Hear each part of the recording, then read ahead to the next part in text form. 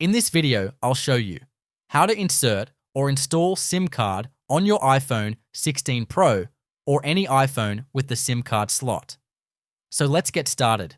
So in order to do that, first thing you need to do is to get the SIM ejector tool, which is going to look like this piece of tool that's going to be available in your iPhone box. You open it up, check under. It's going to be right under there. You're going to see a tool called That's the Same Ejector Tool, so you'll need that. If you don't have that, you can take a paper clip and fold it as well, or an earring piece will work out similarly the same. Now once you have done that, it's time to go ahead and take the SIM card out and put the SIM card in if you need to that. This is a nano-sized SIM card that's going to fit into it, so make sure you get the right size, the smallest one. Now when it comes to installing a SIM card, the SIM card is going to be on the left-hand side.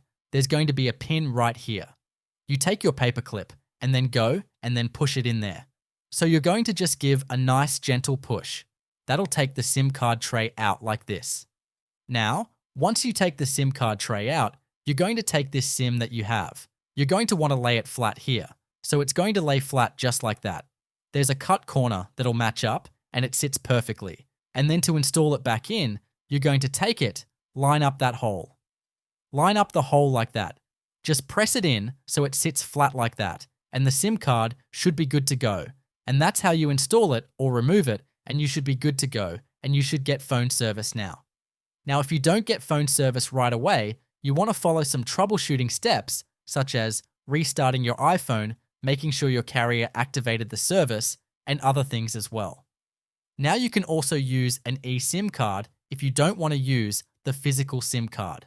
You can always go into your settings, .cellular setup cellular, and then there should be option to scan a QR code for the eSIM card, or transfer your phone service from an old phone if the old phone has a server eSIM service as well.